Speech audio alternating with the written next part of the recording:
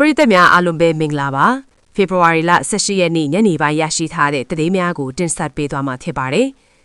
မင်းအွန်လိုင်းရဲ့သူမီခင်တီရီတပ်မွန်ဤရွှေနဒီရွှေရီရုပ်တံလိုင်းထုံးလွှင့်မှုအခမ်းအနားပွဲတက်ရောက်နေတဲ့မင်းအွန်လိုင်းအပါအဝင်ပိုချုပ်ကြီး29ဦးမိုင်းဆွဲတိုက်ခိုက်ခံရကြောင်းသိရှိရပါတယ်အဆိုပါတိုက်ခိုက်မှုတွင်ဘဏ္ဍဦးတေလဲဆိုတာကိုတော့အတိအကျသတင်းမရရှိသေးပါဘူးခက်မှန်းကြီးအရတော့ပိုချုပ်9ဦးတေဆုံးနိုင်ဟုသတင်းထုတ်ပြန်ထားပါတယ်အကျန်းဖက်မင်းအွန်လိုင်းသမီးခင်တီရီတပ်မွန်ဤစီးပွားဘက်များပတ်သက်နွယ်နေသောရွှေနဒီရွှေရီရုပ်တံလိုင်းထုတ်လွှင့်မှုအခမ်းအနားသို့စစ်တပ်နံပါတ်3ခေါင်းဆောင်ကျော်စွာလင်းဝင်ကြီးချုပ်ညိုစောပြန်ကြားရေးဝင်ကြီးမောင်မောင်အုံးတို့တက်ရောက်ခဲ့ကြပါတယ်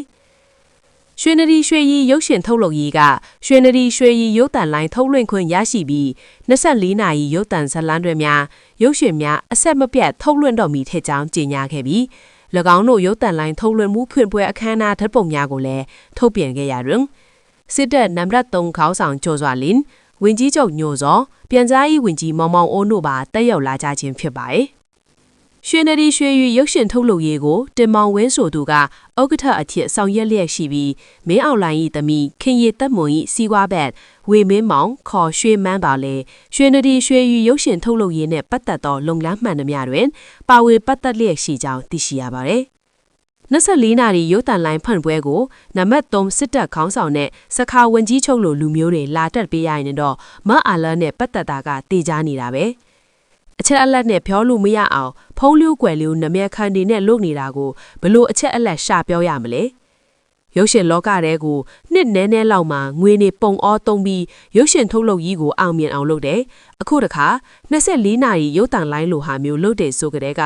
မင်းအောင်လိုင်းမိသားစုလိုဟာမျိုးစစ်အုပ်စုလိုဟာမျိုးနဲ့မပတ်သက်ပဲဒီလိုအခွင့်အရေးပဲရမလဲတာမန်စီးပွားရေးသမားဆိုရင်ဒီလိုမျိုးလုတ်ပိုင်ခွင့်မျိုးလုတ်ခွင့်ရဖို့ဆိုတာမလွယ်ပါဘူးအဲ့ဒီအတိုင်းဝိုင်းကငွေအတွက်ပဲဘသူပါထိထိဆိုတာမျိုးတွေအနုကညာဆိုတာအလားကပြည်သူကိုအစိတ်ခတ်ဖို့ပါပဲဟုပြည်ရင်းတွေလက်ရှိနေထိုင်စေအနုပညာအတိုင်းဝိုင်းမှာဝိုင်းတော်သားကပြောဆိုပါတယ်ရွှေနဒီရွှေရီရုပ်ရှင်ထုတ်လုပ်ရေးကထုတ်လွှင့်သည့် SHWEENADI ရွှေနဒီ SHWEEYEIHD Channel ကိုရန်ကုန်မန္တလေးနေပြည်တော်မြို့များတွင် DTH DVB-T2 စနစ်ချင်းဖမ်းယူကြည့်ရှုနိုင်ပြီးရုပ်ရှင်ဇာတ်ကားများရုပ်သံဇာတ်လမ်းတွေများအစီအစဉ်ကောင်းများစွာကိုအဆက်မပြတ်ထုတ်လွှင့်တော်မူချစ်ကြောင်းကြေညာထားပါတယ်ရွှေနဒီရွှေရီရုပ်ရှင်ထုတ်လုပ်ရေးကမြေစာပျော်ဆောင်နောင်ခဲ့သို့သောရုပ်ရှင်ဇာတ်ကားများကိုထုတ်လုပ်က